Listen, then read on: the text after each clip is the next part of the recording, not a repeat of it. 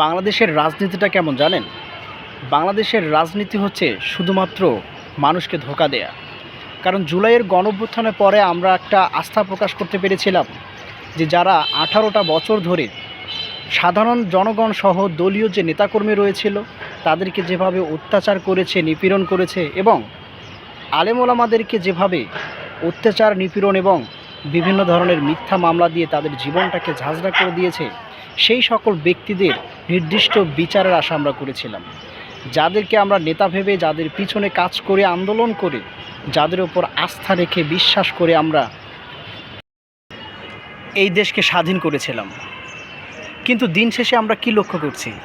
দিন শেষে আমরা লক্ষ্য করছি যেই সকল ব্যক্তিগুলো আমাদের সাধারণ জনগণকে, আমাদেরকে নির্যাতন করেছে, সেই সকল ব্যক্তিদেরকেই তাদের দলে যুক্ত করে তাদেরকে আইনের আওতায় সোপর্দ করা থেকে বিরত রাখছে।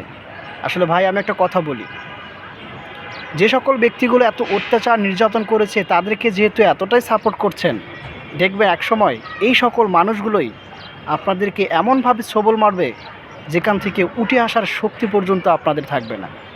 সুতরাং আমি এটা মনে করি, রাজনীতি নিয়ে এত মাতোয়ারা না হয়ে, নিজেদের দল নিয়ে এত মাতোয়ারা না হয়ে নতুন সংগঠন তৈরি করেন, বা নিজেদের ব্যক্তিগত যে দল এখন রয়েছে সেই দলকেই ক্ষমতায় বসানোর জন্য যে পায়তারা চালাচ্ছেন, এই সকল কিছু এখন না করে যারা এই সকল অন্যায় অবিচার করেছে তাদেরকে আইনের আওতায় নিয়ে এসে তাদের বিচার কার্যপ্রণালী পরিচালিত করেন। তা না হলে ওরা একবার জাগ্রত হলে আপনাদেরকে পায়ের নিচে রাখতেও দ্বিধা করবে না। ধন্যবাদ।